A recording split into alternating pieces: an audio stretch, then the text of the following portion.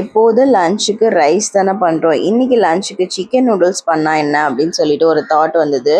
So தேவையான things எல்லாமே order பண்ணி வாங்கியாச்சு.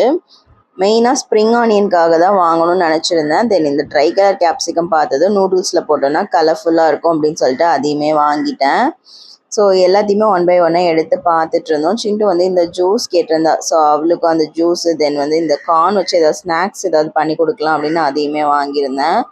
சிக்கன் வந்துட்டு முந்தின நாளே மேரினேட் பண்ணி வச்சுருந்தேன். ஸோ நெக்ஸ்ட் டே மார்னிங் ரொம்பவே ஈஸியாக இருந்தது. டக்குன்னு ஃப்ரை பண்ணி எடுத்துட்டேன்.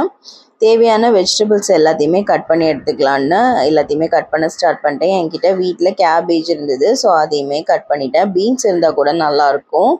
எல்லா வெஜிடபிள்ஸையும் கட் பண்ணிவிட்டு ஆயிலில் கார்லிக் போட்டு ஃப்ரை பண்ணதும் இந்த வெஜிடபிள்ஸ் எல்லாத்தையுமே ஆட் பண்ணி நல்லா ஃப்ரை பண்ணி எடுத்துகிட்டு சாஸஸ் தென் பவுடர் மசாலா நூடுல்ஸ் தென் லாஸ்ட்டாக ஸ்ப்ரிங் ஆனியன் தூவியாக இருக்கணும்னா சூப்பரான நூடுல்ஸ் ரெடி. அன்றைக்கி லஞ்ச் சூப்பராக இருந்தது.